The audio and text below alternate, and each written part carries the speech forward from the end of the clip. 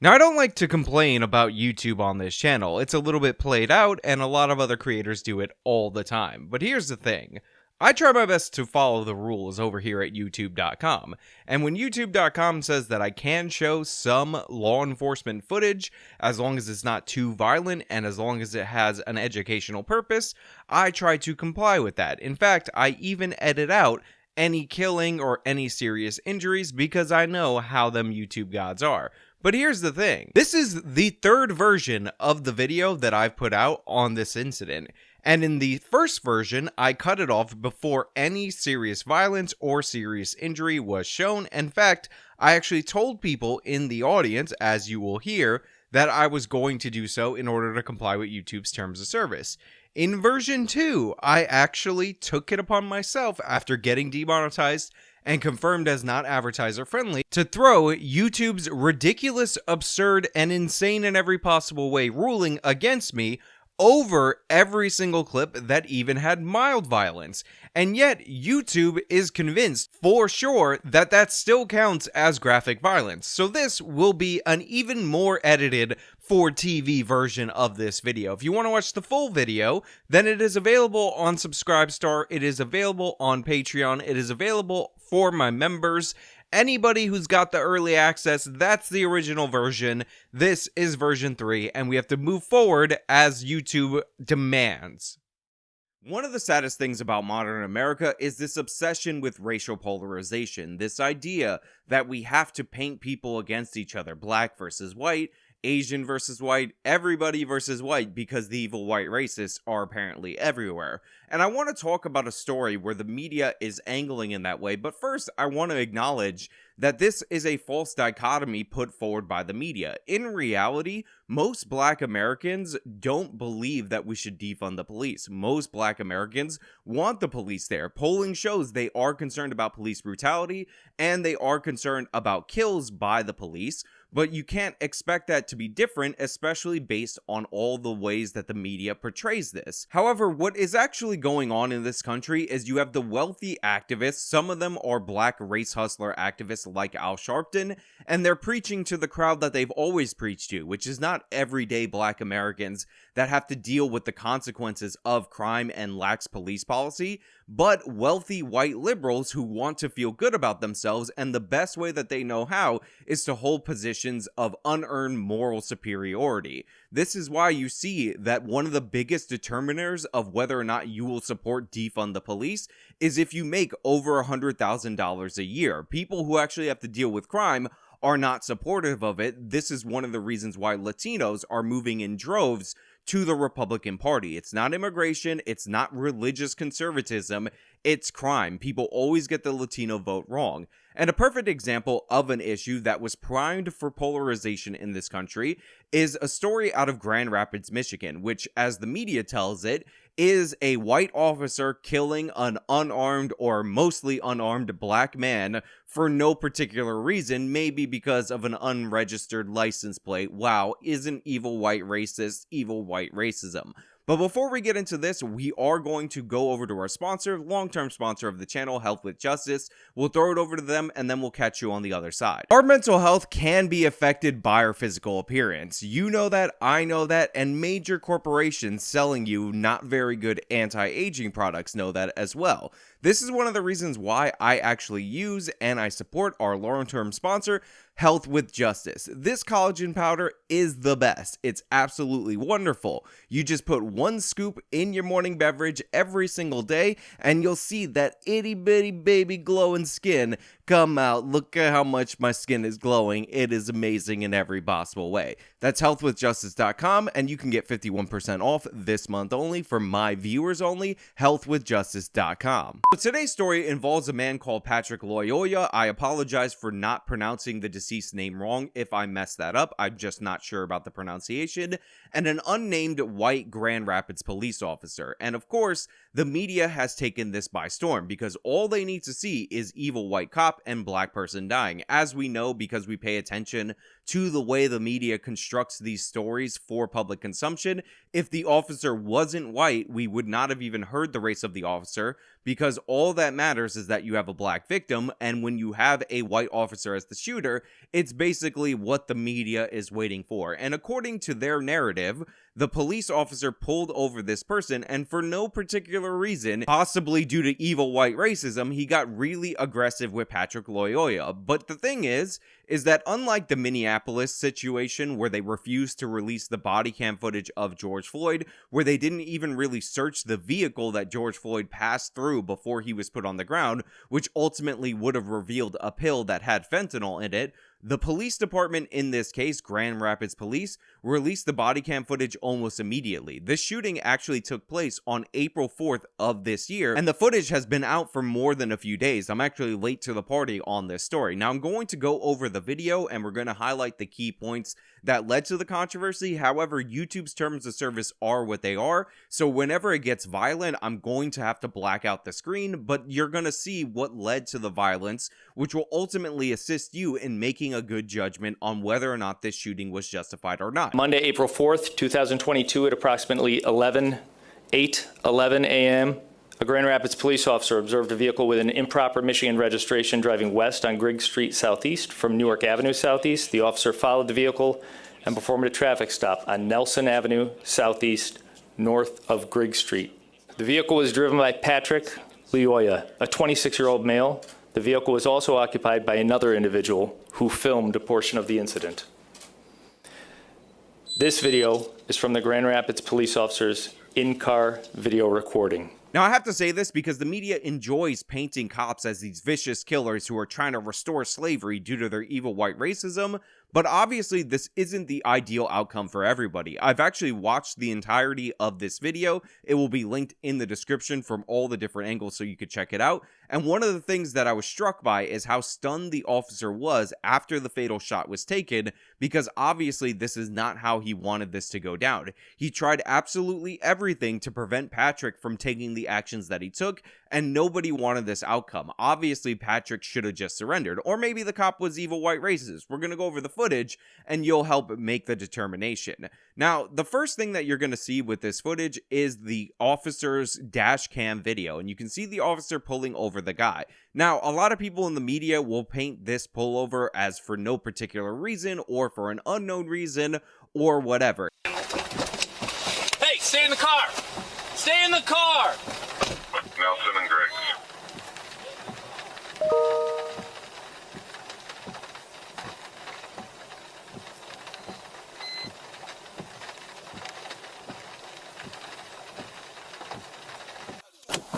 Hey, stay in the car!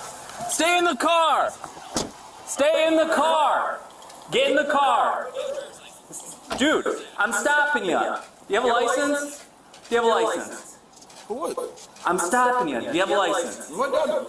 Do you have a driver's license? Do you speak English? Yes. Can I see your license? What done you want? The plate doesn't belong in this car. Do you have a license or no? Do you have a driver's license? Yes. Where is it at? It's in the car. Get it for me. What done you want? The plate does not belong in this car. And this is the first lie in the myth that is Patrick Lyoya, because if you go to the body-worn camera version of the footage, you can actually hear the officer tell Patrick why he pulled him over multiple different times. So it's clear and obvious that he pulled him over because the license plate did not match the vehicle that Patrick was driving, hence the reason why the officer pulled him over. And the reason why this is relevant actually has to do with the history of Patrick. Now, the police have not released any further details related to the car or related to the stop or what the officer knew at the time of the stop, but Patrick actually has a history of stealing cars, or at least arrest history for stealing cars. I don't believe he was ultimately convicted. He has other crimes that aren't really related. They are violent crimes, some of them, but again, it's not related specifically to the situation. But the key thing that you should know is that the plate not matching the car is often indicative of a stolen car and somebody trying to conceal that, and Patrick has been arrested in the past for stealing a vehicle. So already we have incomplete information that would tend to side with the officer in this situation. On top of that, you can see immediately Patrick gets out of the driver's side seat of the car, which is interesting because the officer told him not to do that. And by the way, if you're ever pulled over for a traffic stop, don't just aggressively pop out of the driver's side door. Obviously, that's going to lead to the situation escalating. So we have escalation on the part of Patrick. We have a very suspicious and often indicative of a stolen car reason for the pullover, and the officer immediately going to de-escalation tactics. Stopping you. Do you have a license? Do you have a license? For what? I'm stopping you. Do you have a license? What done? Do you have a driver's license? Do you speak English? Yes. Now, the next thing we need to take note of in this story, because it's part of the left's overall narrative of shifting the blame to the evil white racist cop, is the accent of Patrick. Obviously, you can hear he's of African descent, and the reason for this is because Patrick is actually a refugee or an asylum seeker, I don't remember specifically which, from the Congo or from the Democratic Republic of the Congo. However, it needs to be made clear that Patrick does speak English, and this is affirmed by the officer asking him directly if he speaks English. Now, some of the left's portrayal of this is that maybe this was a language barrier situation. Maybe because Patrick wasn't very good in English, he decided to do ultimately what he did, which was, of course, run from the cop, fight the cop, and grab the taser from the cop. Because, you know, if you don't speak English, you're fully licensed to do that. But to be clear, despite what the left is trying to portray as a xenophobic element of this story potentially, the officer was conscious of the accent and did ask if he spoke English clearly. Also, the companion in the vehicle, who we're going to hear from a little bit later, does speak English as well, and he's communicating with the officer that the officer should be talking to him, which is another indication that Patrick, the person who died in this instance, does in fact speak English. That won't stop the left from lying about this, but I need to make this clear to you guys out there in the audience that this was checked. I know you might see it written somewhere, and it was made clear. So, we have a stop. This guy gets out of the car. The officer's trying to get him to give him his driver's license. He's actually trying to de-escalate the situation. He's already told him not to get out of the car. He's already disobeyed that order. But the officer is like, maybe he doesn't speak English, so I'm going to ask him if he speaks English to try to mitigate what's going on. However, unfortunately, Patrick did what we often see a lot of these people do, which was not comply with police orders and attempt to run away. Can I see your license? What do you want? The plate doesn't belong in this car. Do you have a license or no? Do you have a driver's license? Yes. Where is it at? It's in the car. Get it for me. What do you want? The plate does not belong in this car.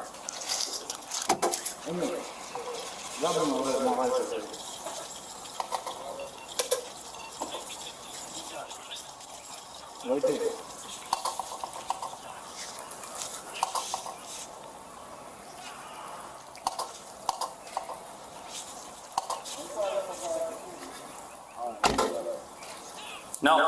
No. Stop. Put your hands up. Stop. 1915. Got one running.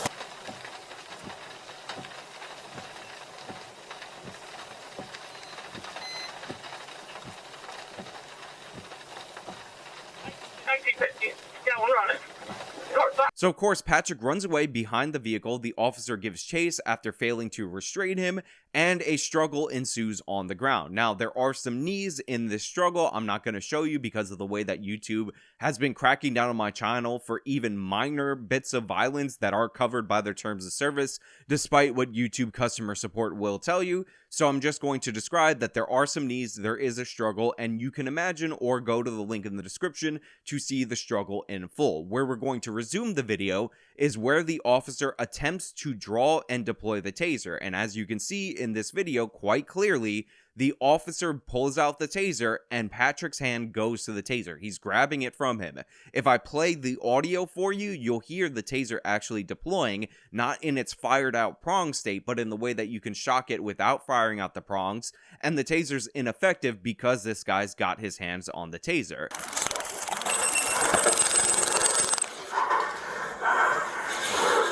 Now, I also want to point out that the passenger of the vehicle, thankfully, just gets out of the car and starts filming this himself. This could be a horrible situation because the officer is struggling with his back to the suspect's vehicle and the suspect's associate is in the vehicle. This could be a dire situation for our officer that could lead to further escalation. However, our officer is calm. He's trying to de-escalate. He tried physical restraint, and now he's going through the force progression with the taser.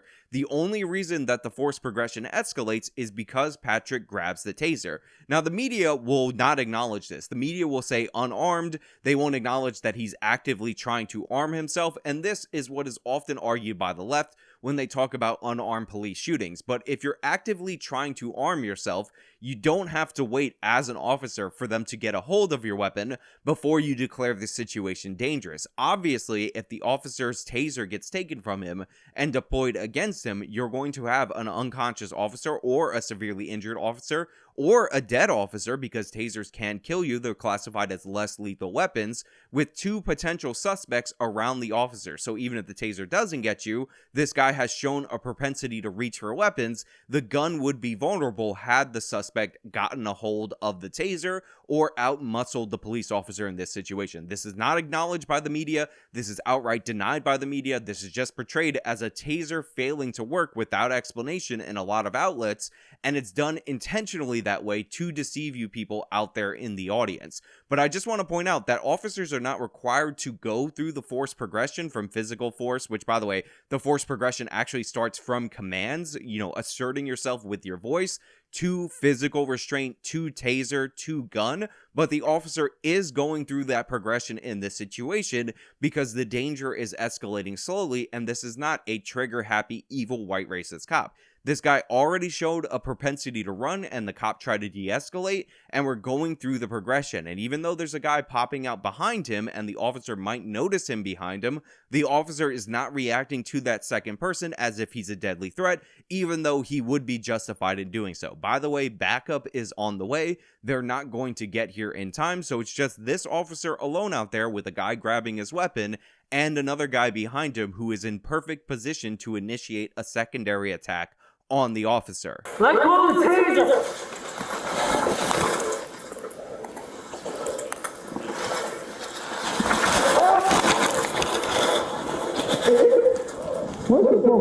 Let go of the taser! The officer's body-worn camera deactivated at this point.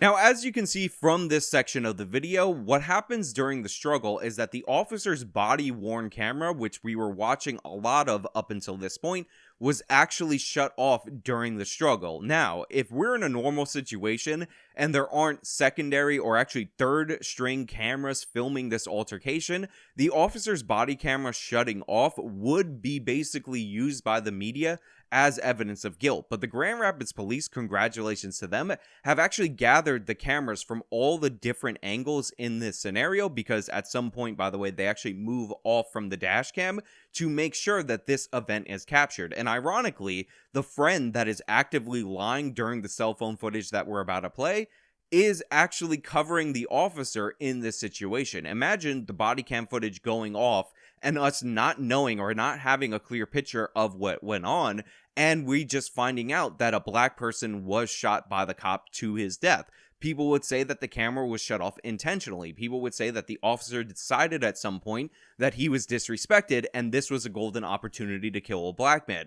This whole situation could have gone a lot worse if not for the secondary cameras and if not for the Grand Rapids Police making sure they obtain all that footage and release all those angles simultaneously. Now, the media, by the way, don't take all the angles into account when they do their reporting anyway, but imagine if we didn't have this coverage. Ironically, the passenger of this vehicle not attacking the officer, not getting involved in the situation, just filming this situation actually preserved the officer. This is one of the reasons why I tell cops out there, don't be afraid of cameras. Body cams have been proven, even though they were forced on the police post Michael Brown shooting, which, by the way, Michael Brown shooting 100% justified. We've gone over it multiple different times on this channel, have saved more officers than anything else. And the truth is that cell phone videos have actually helped more officers. We only hear about the cell phone videos that condemn officers, but in this instance, we have a glaring example of transparency benefiting the law enforcement side, because if not for this, if not for the home video surveillance cameras,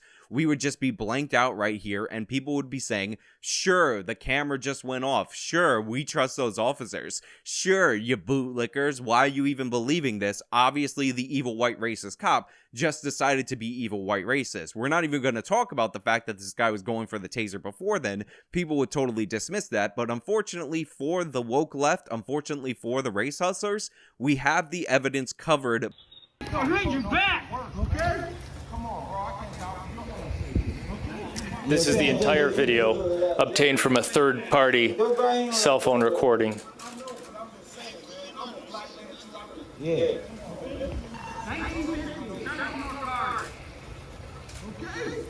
No, he said he's good, but man, yo, what's up, man?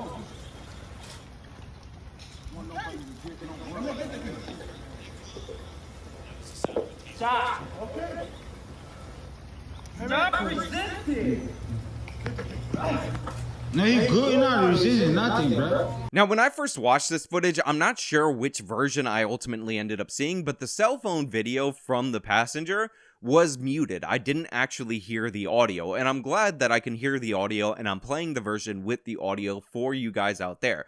Because one of the things that you notice, and it's comical if not for the situation being so tragic that somebody ultimately ended up dying, is that the passenger is actively lying about what we're seeing. He's talking about how his friend is not resisting, but our lying eyes are clearly showing physical resistance. He's talking about how the officer should just talk to him, which is very interesting because, as I said earlier, the media are trying to play up the language barrier, but obviously his associate and him confirming himself that he speaks English don't believe that a language barrier would be the issue.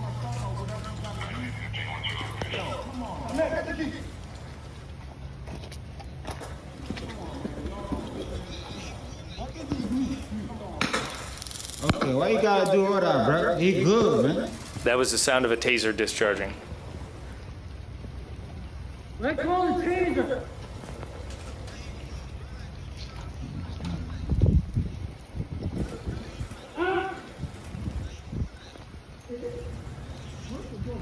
Let go of the taser. No, like he good, like you can talk to him, bro. It's just ridiculous that the exonerating angle for the officer, the thing that proves that this shooting was justified beyond any shadow of a doubt for any rational person, is being narrated by the most unreliable narrator of all time. And while you might think that this is a laughing matter, in reality, the fact that this guy's narration is so off from what's in the footage actually serves the left's purposes and the anti-cop people's purposes, because one of the things that media outlets love to do in situations like this is transcribe the video. So we'll actually see in print what this guy is saying, and your brain will think, well, this guy's filming it, so obviously he's saying it, and what he's saying actually describes what's in the video. So a lot of people who will read about this video and not actually watch it will get the complete opposite idea of what's going on in the footage, because this guy's description of what's happening is in no way connected to reality. It is actually, in fact, the opposite of what we're seeing in the video.